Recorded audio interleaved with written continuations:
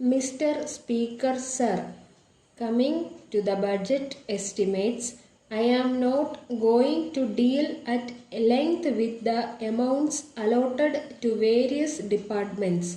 I shall deal only with the major policy of the government which should be adopted in future for the welfare of the state. In the sphere of education, which could be put down under three categories, namely college education, school education and primary education. There is shortage of teachers even as we have with regard to food and cloth. It is the case so far as secondary grade trained teachers are concerned. In order that there may not be any shortage of teachers, and to get over this situation, I suggest that the minimum salary for teachers should be raised from the present level. Along with the shortage of teachers, we also see there is insufficient equipment by way of building accommodation also. A suggestion has been made by some honorable members that the number of pupils to be managed by one teacher should be increased. I think the better course would be to introduce the shift system so that another shift of boys might also receive education without constructing new buildings. In a school building which can normally accommodate 1000 students, we can have 2000 students without constructing new buildings. I made mention of this to the Honorable Minister for Education also, and I hope he will give his consideration to it. If that is adopted, we need not bother about the construction of new buildings immediately. Of course, for permanent institutions, we can construct buildings according to the convenience of the finance of the government. It may also be noted that the shift system in the matter of education is being adopted in some Western countries also. I wish to say a word about land revenue and agriculture. The river Kaveri is running through my district Coimbatore, Tiruchi and some other districts. They have forest lands. Several departmental officers have recommended that these lands may be converted into wetlands.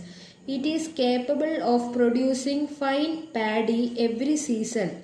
There will be no need for the grant of any subsidy. If you only dig 4 or 5 feet, you are able to get fine water very easily. I strongly recommend to the government that this may be considered immediately so that more than 10,000 acres may be brought under cultivation as wetlands. I am sorry to say that the health of the people does not receive as much attention as it ought to. Sir, at present we find that the medical department seems to be an urgent for distribution of foreign medicines. They recommend foreign medicines to everybody without taking into consideration their capacity to buy. I do not blame them for it. I do not mean to suggest that the Western system of medicine is bad. We can have that system for certain special branches of treatment. For general medical treatment, people can adopt our own Indian systems which will be more useful and economical than foreign medicines and will be suited to conditions in our state. So far as food is concerned, whatever inducement may offer by way of bonus to speed up procurement, it does not solve the question of food. We must see that we are self-sufficient in the matter of food and we should not go about seeking food later on. The Honorable Minister for Agriculture said that we are now living in better times. I think it is only in better times that we should concentrate our attention on the achievement of quick results. Letter dated 28th May 1981 from the General Secretary, All India Electrical Goods Dealers Association, Madras, to the Honorable Minister for Commerce, Government of India, New Delhi.